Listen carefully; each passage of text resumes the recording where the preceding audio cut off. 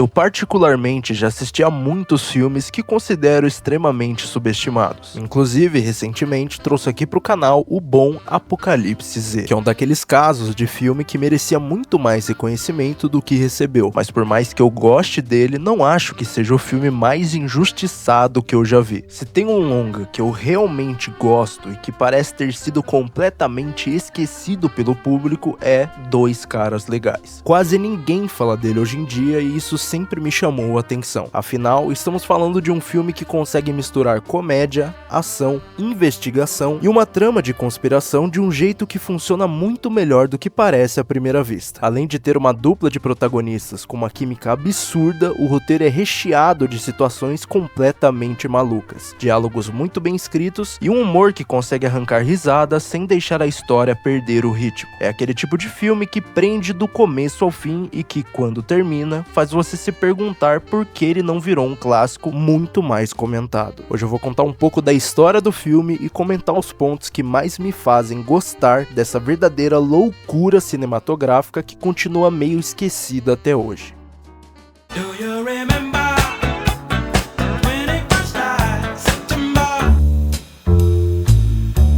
Produzido pela Silver Pictures e distribuído pela Warner Bros., Dois Caras Legais foi lançado em 2016 e dirigido por Shane Black. O filme começa mostrando um panorama aéreo. Estamos em Los Angeles no ano de 1977. A câmera nos leva para dentro de uma casa onde um gurizinho entra escondido no quarto dos pais e pega uma revistinha adulta. Na revista tem estampada a atriz de filmes de sacanagem Misty Mountains. Ele termina de tomar o seu todinho na cozinha e na janela atrás dele é possível ver um carro descendo o morro. Enquanto ele anda pelo corredor,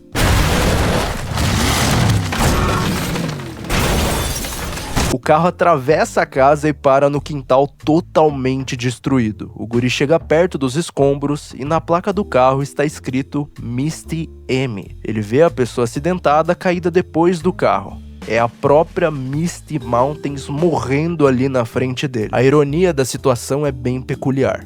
How do you like my car, big boy?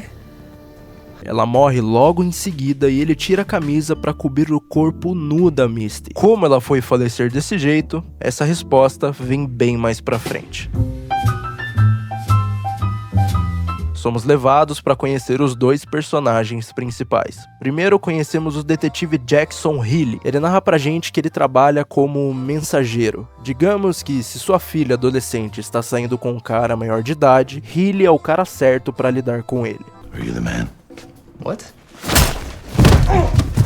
Stay away from little girls. Ele é um cara bem poucas palavras e só se liga em terminar o serviço. Em seguida, conhecemos o outro cara legal, o detetive oficial Roland March. Em contraste com o Healy, a vida dele é meio largada. Ele está dentro de uma banheira com um terno e recebe uma ligação da sua filha. Ela relembra a ele que em alguns dias é o aniversário dela e que ele tem que trabalhar hoje.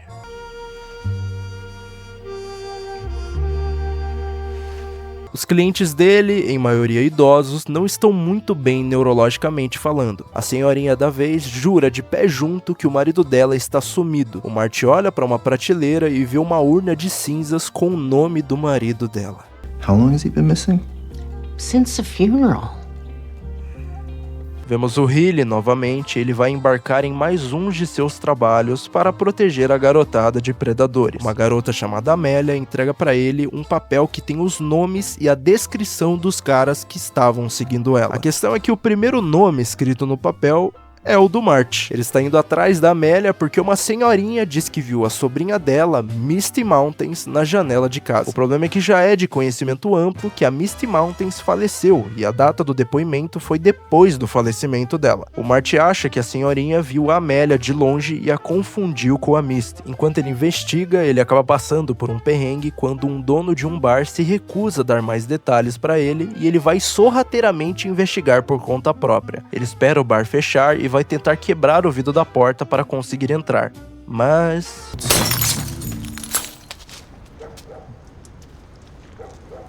ele desmaia e é resgatado. O cara é bem idiota e foda-se, é o meu personagem favorito do filme por isso. Now tell me, are you willing to find God? I'm trying to find Amelia. Hilly acorda de manhã e se prepara para sua caçada. Ele dá comida para os peixes e acaba esquecendo seu soco inglês em casa. Ele chega na casa do primeiro suspeito e num gramado ao lado ele enxerga uma garota brincando na grama. Ele toca a campainha. Ele desce um cacete bonito no Marty e vai falando pra ele ficar longe da Amélia. O Marty até tenta explicar a história, ele fala da senhorinha que contratou ele, mas isso não convence o Hilly. Para garantir que ele não vai incomodar mais a Amélia, o Hilly quebra o braço dele sem piedade. Deep breath. Enquanto ele está saindo, a filha do Marty, Holly, cumprimenta ele e oferece um Yoo-hoo. You a friend of my dad's? Yeah, we're business associates. He's inside resting. Ele agradece ela pelo Yoo-hoo e volta até sua casa. Quando ele menos espera, um cara surge subindo as escadas depois dele. O Hilly diz que o banheiro fica lá embaixo e abre a porta de sua casa. We're looking for Amelia. A cena corta para o Marty, ele foi avisar a senhora Glenn, a tia da Misty, que a sua sobrinha realmente morreu e que provavelmente ela confundiu com a Amélia. Dito isso, ele vai encerrar o caso e ele não quer mais problema para a cabeça dele. A senhora Glenn oferece mais dinheiro para ele continuar procurando. Ele pensa um pouco e não aceita a grana, dando este caso como encerrado. Am I a bad person? Yes. Voltando pro Hilly, ele está sendo interrogado dentro de sua casa pelos dois capangas. Ele jura de pé junto que não conhece essa tal de Amélia. Um deles vai dar uma averiguada na casa do Hilly e ele encontra uma mala. O Hilly fala pra ele não abrir, ele diz que é de um amigo dele e ele não recomenda mexer.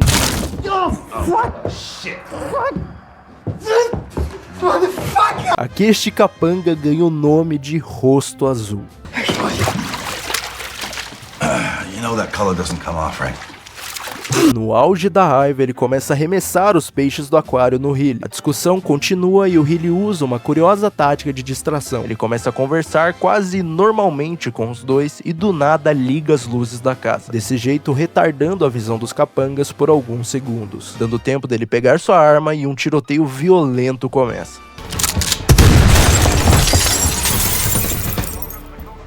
Uma pausa rapidinha para mandar meus sinceros agradecimentos ao Alex Tummania. Ele viu meu vídeo da volta dos mortos-vivos e fez essa arte insana minha com o Tarman. Ficou espetacular e recomendo que vocês conheçam o trampo dele, que é muito foda.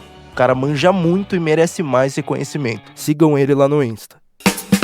Cortamos pro aniversário da Holly, que está acontecendo numa pista de boliche e o Marty está deveras estressado. Jesus Christ! One at a time! You took the Lord's name in vain. No, I didn't, Janet. I found it very useful, actually. Okay, Janet? Ele vai ao banheiro dar uma cagada e o Hilly aparece por lá querendo fazer algumas perguntas. Dessa vez o Marty está armado e diz que não vai ser enganado e se for preciso ele vai meter uma bala no Hilly. Essa é uma das cenas mais engraçadas do filme pra mim, sem sombra de dúvidas.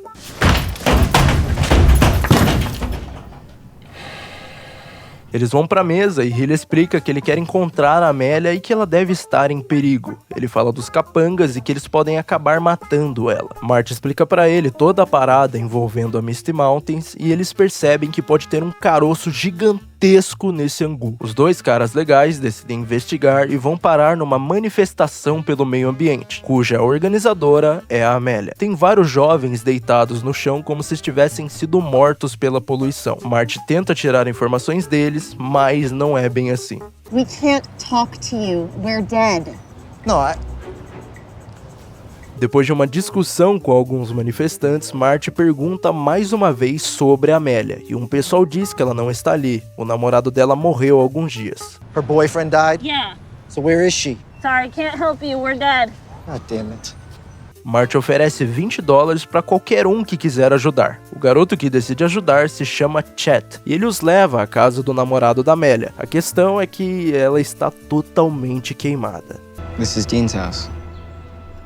Amelia's boyfriend, Dean. You gotta be fucking kidding me. O chat diz que o Dinho, namorado da Amélia, fazia filmes experimentais e a casa estava lotada deles. E do nada pegou fogo. Ele trabalha como projecionista e ajudou em alguns filmes. O Marty para um moleque andando de bike na rua, o questionando se ele conhecia quem morava nessa casa e se ele viu a Amélia por ali. O garoto diz que não, mas ele viu a famosa atriz Misty Mountains e um produtor chamado Sid Chaddock.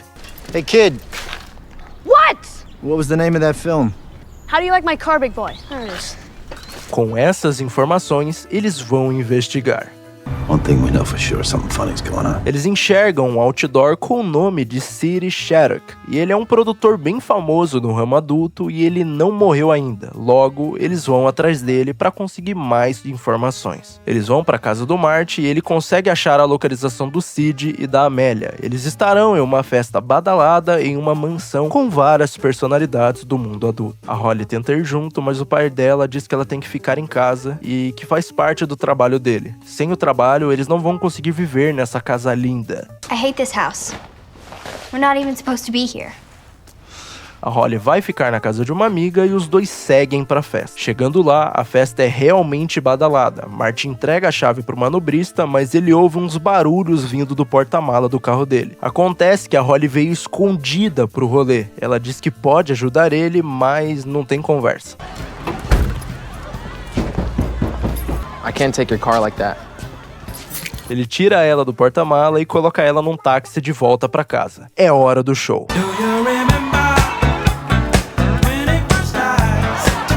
Os dois entram e a festa está uma verdadeira loucura. Está lotada de pessoas da indústria adulta e muita maconha.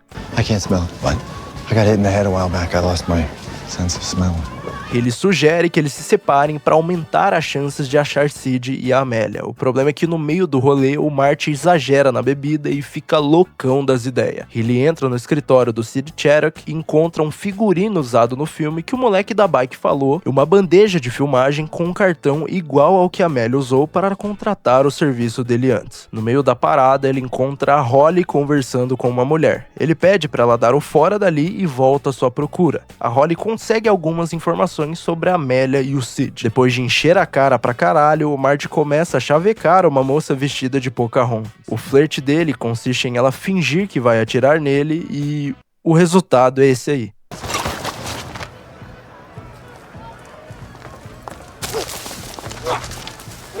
Ele despenca o barranco abaixo e por um milagre não se quebra, mas no processo ele perde a arma dele. Enquanto está procurando, ele enxerga uma garota no meio das árvores.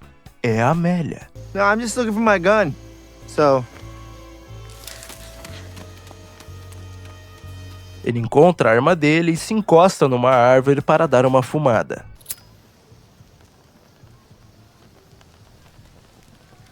O Hilly começa a chamar por ele lá de cima e ele, sem nem conseguir falar direito pelo choque e a bebida, protagoniza esse momento maravilhoso.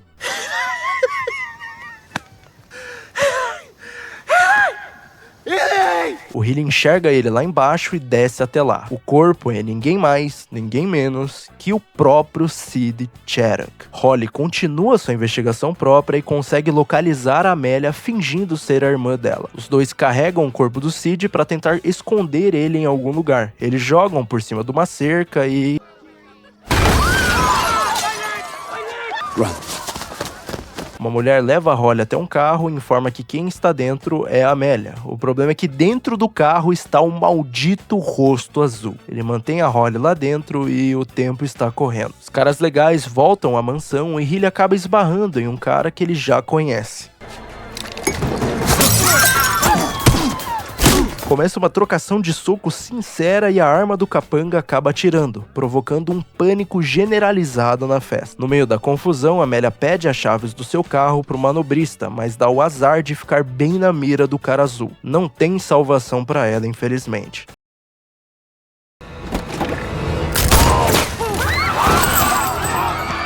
Holly escapa do carro e grita pra Amélia correr. Marty ouve a voz da filha e vai atrás dela.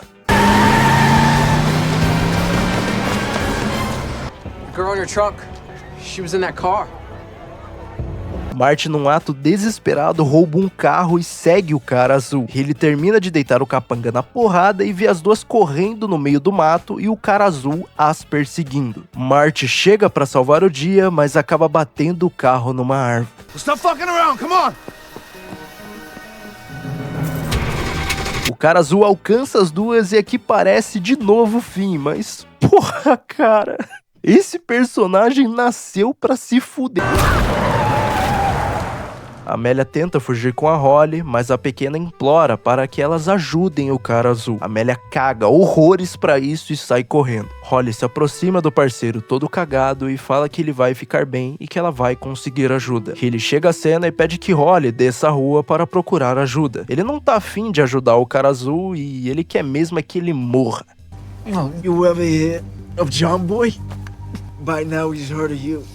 Ele finaliza o cara azul e a Holly aparece. Ele diz pra ela que o azulzinho não sobreviveu aos ferimentos. Marty chega logo em seguida e abraça sua filha. A polícia e a emergência chegam e os dois são abordados pelo oficial do Departamento de Justiça, chamada Judith Cutter. Ela é a mãe da Amélia e quer conversar com ele. Eles vão até o escritório dela e ela já explica toda a ladainha que está acontecendo. Ela diz que a Amélia está paranoica e delirando por causa da crescente da indústria pornô em Los Angeles. Eles perguntam por qual motivo ela então faria um filme com City Cherokee e ela diz que tudo isso foi para atingir ela, a mãe, por ela estar tentando acabar com essa indústria a qualquer custo e por ter medo de voltar para casa e acabar sendo morta. Ela contrata os dois para trazerem a Amélia até ela, pagando $5 mil, uma grana violenta. Mais pra frente, os dois voltam pra casa do Marty. Quando ele está de saída, ele vê Holly lendo um livro no gramado tarde da noite. Ele se aproxima e ela diz que ele está pisando no vaso do banheiro. Pra ela, existe meio que uma casa imaginária naquele gramado. A casa antiga dela ficava ali. Ela foi queimada num incêndio. O pai dela falou pro Hilly que eles estão reconstruindo, mas não tá com cara de construção ali. Holly diz que o pai dela nunca vem ali. Talvez ele se sinta culpado pelo que aconteceu. O incêndio foi causado por um vazamento de gás que a mãe dela vinha reclamando há meses. Mas por Marty ter perdido o olfato, ele não sentia cheiro nenhum. O incêndio acabou fatalizando a mãe dela. Ele se despede dela e começa a ir embora. Ela então pergunta sobre a morte do cara azul.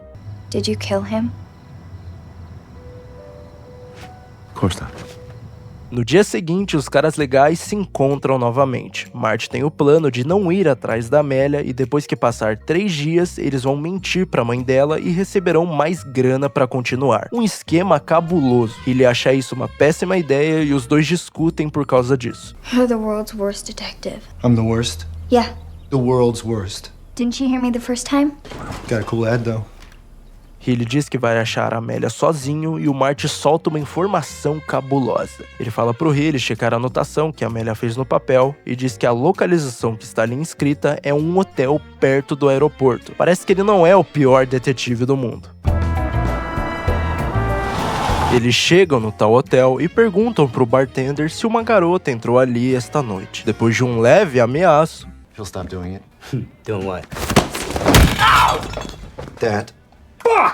Ele diz que ela subiu a cobertura agora há pouco, mas aconselha os dois a não subirem lá. Tem uns caras de negócios lá com guarda-costas meio parrudões. E que tinha um amigo deles que subiu agorinha também procurando pela Amélia. John Boy.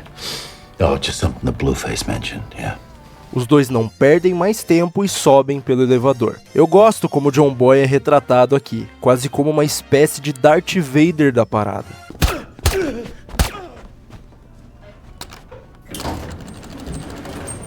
Eles começam a descer e o pau tá quebrando lá em cima.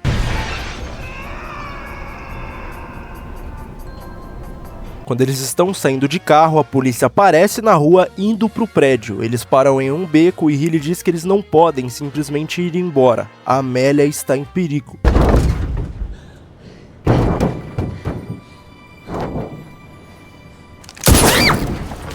A sorte tá do lado deles também. Ela, depois que deu o tiro, acabou desmaiando e eles levam ela pra casa do Marty. Eles colocam ela numa cama e discutem maneiras de como acordá-la. It's okay. You were supposed to get those guys off of me. Ela explica que os caras que tentaram matar ela foram contratados pela própria mãe. Eles ficam confusos e pedem pra ela explicar essa parada do início. Amélia explica que a mãe dela faz parte dos capitalistas opressores que só pensam em dinheiro. Basicamente, gira em torno de uma conspiração de montadoras de Detroit para encobrir a invenção do conversor catalítico e evitar regulamentações anti-poluição. Ela fez o filme adulto para vender e nele inseriu críticas sociais e provas concretas contra essas montadoras. So let me get this straight. You made a porno film where the point was the plot. What's your hang-up, man? Ela ainda diz que a mãe dela matou o Dean, matou a Misty e o Sid Shattuck. Okay, so it's like Jack the Ripper and then your mom, basically.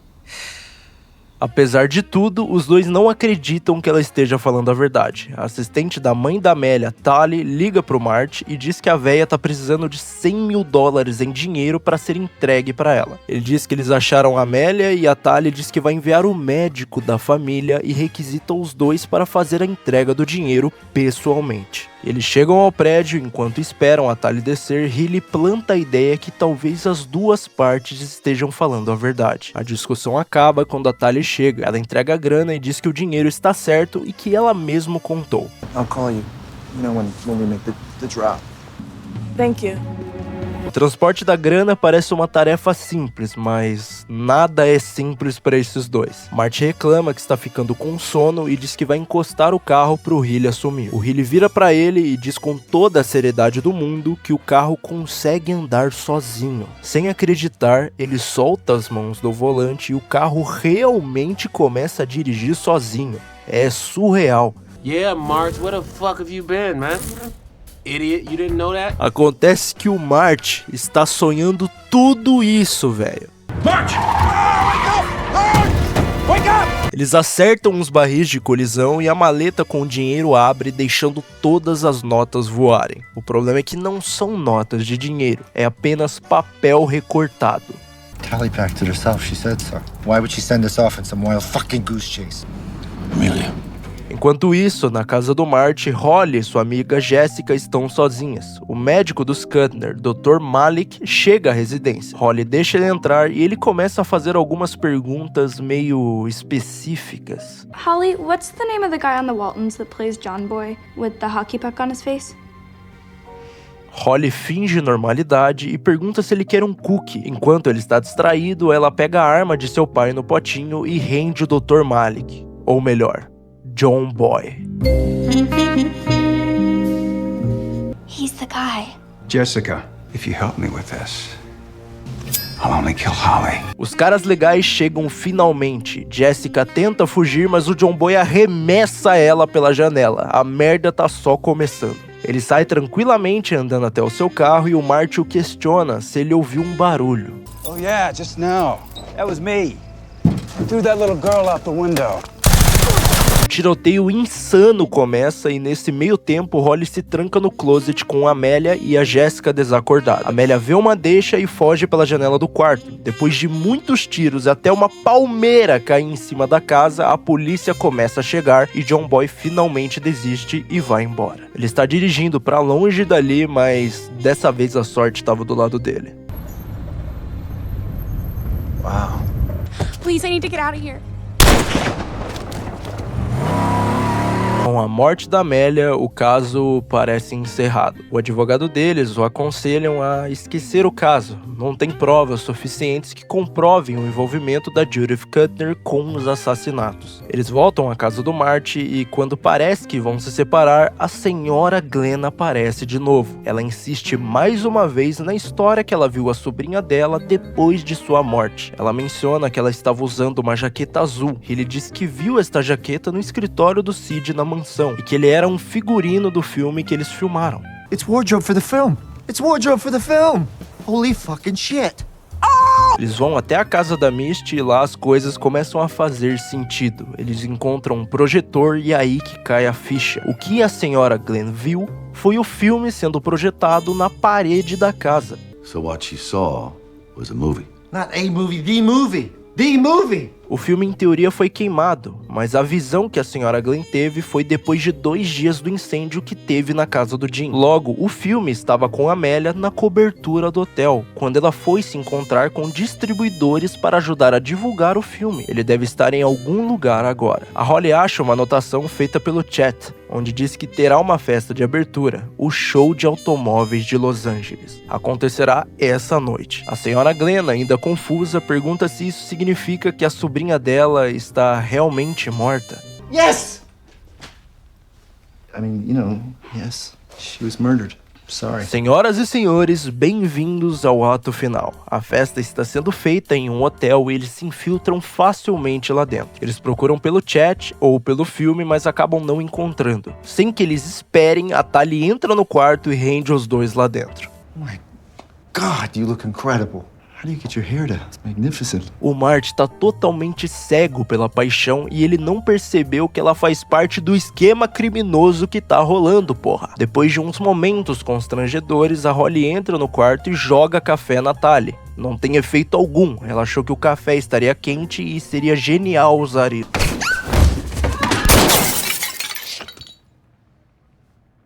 John Boy faz com que o Chet o acompanhe e o leva para um lugar longe do público. E eu acho que as coisas não vão acabar bem pro meu maninho Chet. Os caras legais saem do quarto e se separam para encontrar o Chet. Marty vai para uma área com um bar e acho que lá vem bebedeira de novo. What can I do you for? 3 drinks, what do you have? O Healy acha o Chet todo cagado dentro de uma lata de lixo e ele diz que o filme está no projetor. Ele está misturado no meio de outro filme para assim disfarçá-lo. John Boy informa um capanga dessas informações e ele vai subir lá em cima. Holly ouve os dois conversando no rádio e o parceiro percebe. Ele a rende e a leva até Marty, que está no auge da bebedeira.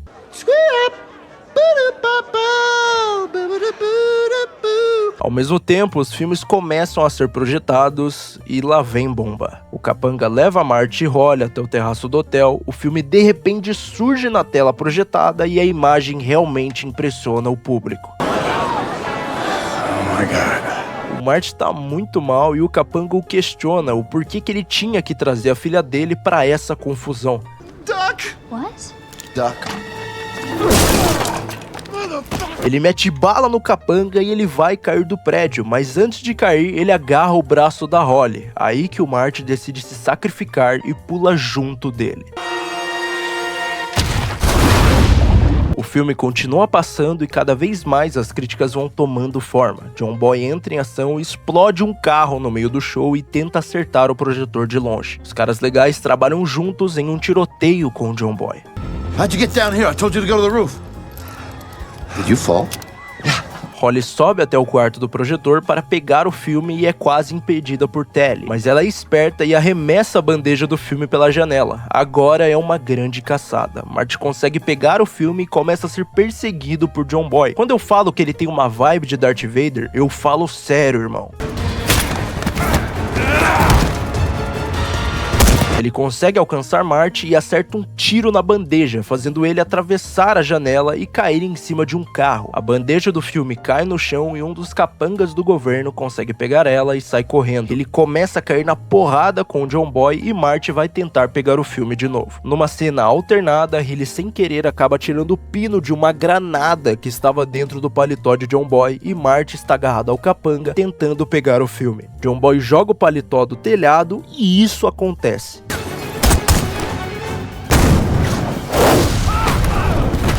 Ele está prestes a enforcar John Boy e acabar com tudo isso. Quando Holly aparece, ela tenta convencer a ele a não matar o John Boy. Marty consegue finalmente pegar o filme.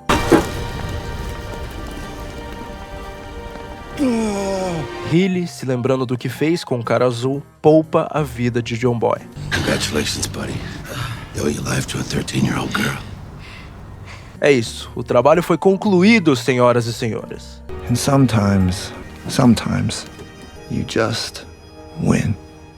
Os dois vão ao tribunal com todas as provas e estão na sala de espera. Judith se senta no banco junto com eles e fala que se eles acham que venceram, eles estão bem enganados. Ela diz que pode acabar indo pra cadeia, mas isso não acaba ali. Tecnicamente, se ela for presa, alguém estará lá para tomar conta de tudo de novo. No final, os dois se encontram num bar para curtir o trabalho bem sucedido. Nobody got hurt? I'm saying I think they died quickly though, so I don't think that they got hurt. Marty mostra pro Healy o panfleto da mais nova dupla de detetives da cidade. 2 caras legais. Eles irão embarcar em mais um caso para uma nova história, novas aventuras, e o filme se encerra aqui.